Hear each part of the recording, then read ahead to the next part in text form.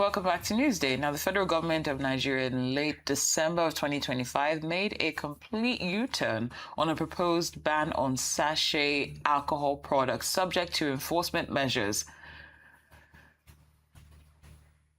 And we have Mr. Dayo Sobowale with us right now, and he's going to be discussing these matters. Mr. Sobowale, looking at unions protesting against NAFDAC sachet alcohol ban, and they're saying that I'd just like you to observe it. Are these workers in alcohol manufacturing, distributors, retailers, or unions representing broader economic interests? Of course, they are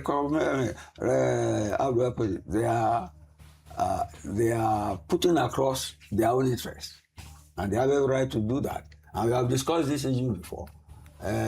Public safety and economic survival can go together. One does not need to ignore the other. This is what NAFDAC has done, and we are in a democratic setting. These people have every right, as long as they are not violent, to do what they are doing.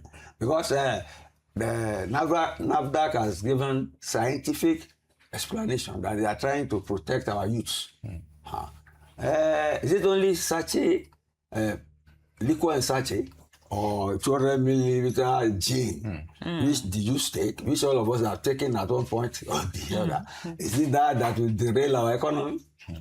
Look, we have warned about this before, but NAFDAC went ahead and did it. They have every right to protest. Get it? I love the way they are protesting, as long as they are not. Let NAFDAC react to them in the light of what new things they are saying.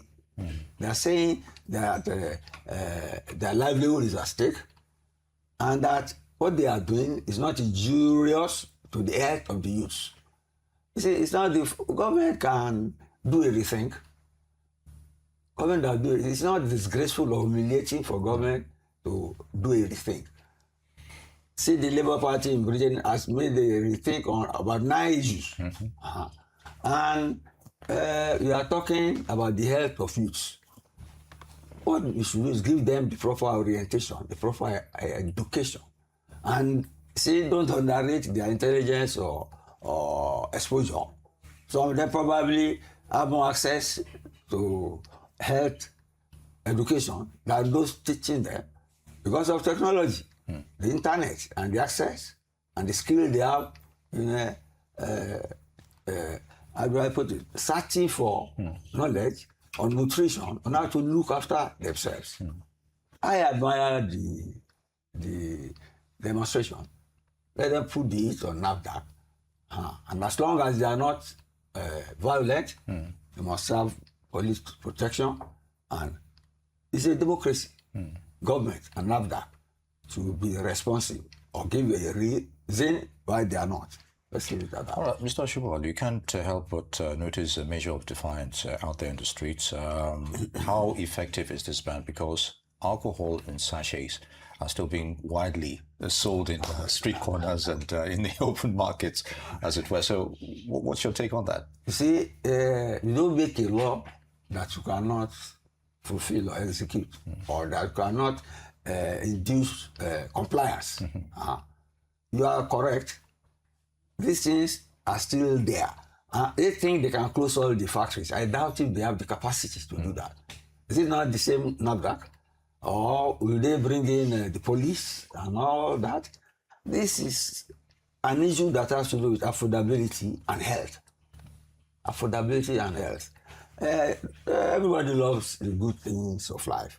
And you know, youths at their age have more energy than the rest of us. And they need some things to move them on. And invariably, they resort to this. As long as it's not done excessively, to their own detriment, what is anybody's problem? And those who are producing it, they have NAFDAC clearance before they put them on. It's those who do not have NAFDAC clearance that they should deal with.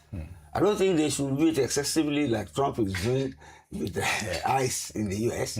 But let us, like you rightly noted, they do not have the capacity to stop the demand.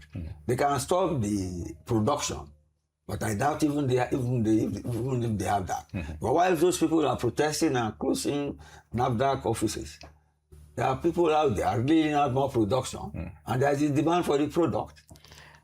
I say again,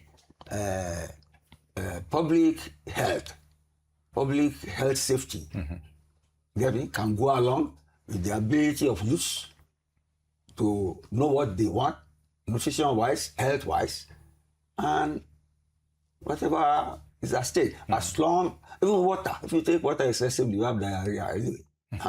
So excess of everything is bad. Let us condition them on that instead of turning them into criminals because they want to take a sip or two. I don't buy that. Well said, Mr. Sobowale. Now, let's talk more about the unintended consequences of this proposed ban. They're looking at black market and illicit production that will probably explode if this ever saw the light of day. Do you think this has even been considered at all by NAFDAC when it comes to this push for a ban? You see, the NAFDAC lady is a professor. I think she's using science to enforce this. But science has misled us on so many things. See what on the climate issue. It was science, they said put it in place. Now, in the same nation where the science was formulated, they are saying it is based on fallacy. Look at the issue of gender something. You mutilate the organs of young people, male and female. But they have said the science is faulty. So society is not stagnant, and knowledge is not static. So let the government push NAFDAC to have a rethink and not to throw people out of jobs, not constrain the appetite or the needs or wants of our youths. They have to grow. And you have to cater for their needs too. Let's leave it like that. All right, Mr. Sobowale, if you remember in the old days, I'm not sure if it's been done again, for example, when you have adverts for cigarettes, smoking, they'll tell you beware excessive taking and all that. Do you think NAFTA could have gone along that line in terms of just relating to the dangers of excessive, as you noted, consumption of the sachet water? They have always done that. Alcohol. And you see, the quality. You see NAFDAC, and people quote their numbers. They are filtered for quality by NAFDAC. Why can't they continue with that? Now they are curtailing access to it on the ground that it is affecting the youths. The youths are not idiots. The youths are growing up and they have to be taught, to be guided. As long as they do not take alcohol in excess, or do not be taking, they are not to be found taking alcohol when they should be at school. But anyway, go to our mechanic garages. This is the demand. The sachets are all and you all see over all the these floors. mechanics are healthy, fit people, and they can't be drunk and be doing physical work like that. So let NAFDAC do a rethink. Let NAFDAC do a rethink. And meanwhile, let the protesters go ahead. It's a democracy. Their means of livelihood is at stake, and they have every right to protest. Okay, government should take a look. Mr. Sobowale, when it comes to this DG, she has a reputation for strict enforcement. Yes. I'm wondering if you think it's a case of her being too inflexible and not wanting to engage in dialogue, or do you think that she's facing, some industry pushback against what some deem necessary health measures? Look, she has been very efficient so far. Do you get me? But nobody is perfect.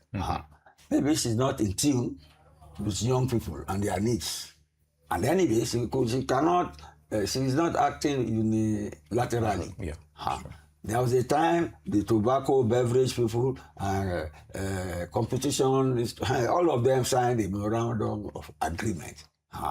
But if people, and anyway, they cannot really put the ban totally into effect. Like you said, some people will find a way of producing it And then there's always steady demand for it. Yeah. And you don't see this demand, they are in informal places. During go slow, underground. Because some people live on some of these Indeed. things. And you cannot say alcohol is not totally bad for human nutrition. It gives some pep some people, gives them, especially during cold period. So you cannot totally drag the reputation of a little sip into the mud just because we want to keep our youth out of harm's way. But our youth should be allowed Indeed. to take some decisions for themselves. All right. Please. As long as it's not excessive. Yes. Mr. Dayo Sobowale, Thank it's you. good to have you with us. Many thanks for your thoughts on that.